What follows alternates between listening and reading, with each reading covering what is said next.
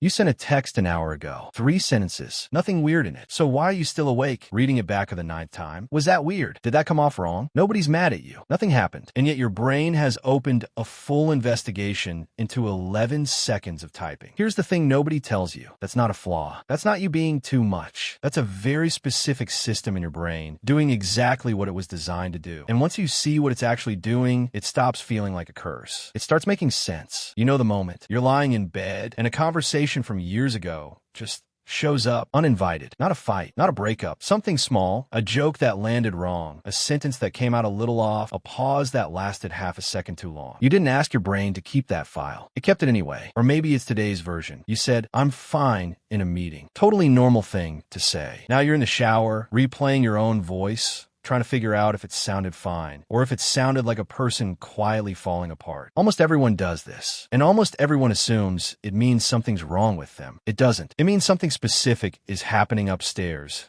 and weirdly, it's trying to help you. Here's why this actually matters. And it's not the reason you think. We treat this like a bad habit, something to distract yourself out of, scroll away from, push down. But replaying conversations isn't noise. It's not your brain glitching. It's your brain running a program that's thousands of years old, one that used to keep you alive and now just keeps you up till 2 a.m. So what is it actually doing? Here's the part that changes everything. Your brain doesn't experience conversations as small talk. It experiences them as evidence.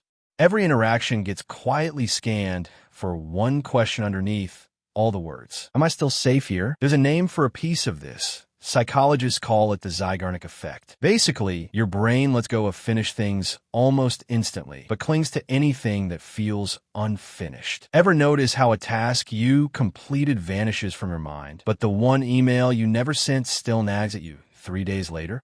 Now here's the twist most people never hear. Your brain doesn't just do this with to-do lists. It does it with people. If a conversation ends with even a tiny bit of ambiguity, a flat reaction, an awkward pause, a joke that didn't quite land, your brain doesn't file as closed. It files it as pending. So it reopens the case, and reopens it, and reopens it again. Not because you did something wrong, because as far as your brain's concerned, the case was never closed to begin with. Watch how this shows up in real life. You send a message. The reply takes longer than usual. That's it. That's the whole event. But your brain doesn't know. They were probably just busy. So it starts writing alternate endings for you. Asterisk, did I say something wrong? Are they annoyed? Should I have worded that differently? Asterisk. Now here's the one that trips people up because it doesn't just happen with the bad stuff. Someone gave you a genuine compliment last week. You smiled, said thanks, moved on. But that one keeps replaying too. Not from anxiety. Almost like your brain is checking. Did that really happen? Scared that if it stops thinking about it, the good moment disappears. That's the part almost nobody talks about. This isn't only anxiety. Your brain replays the good moments with the exact same intensity as the awkward ones.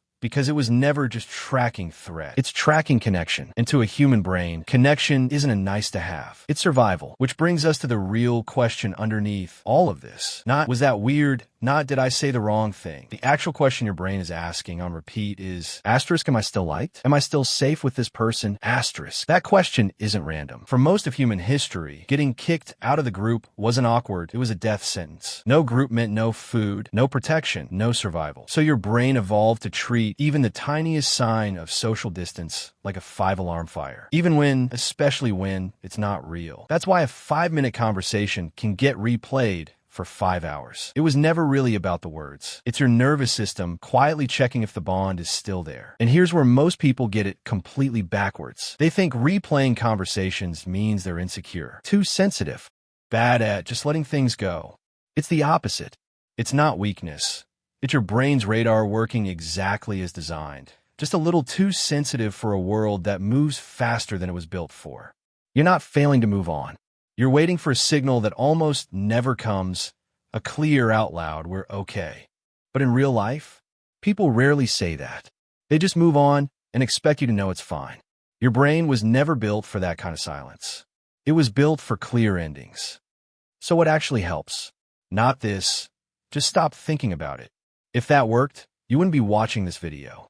What helps is catching the moment for what it really is. Your brain searching outside of you for closure that has to come from inside you instead.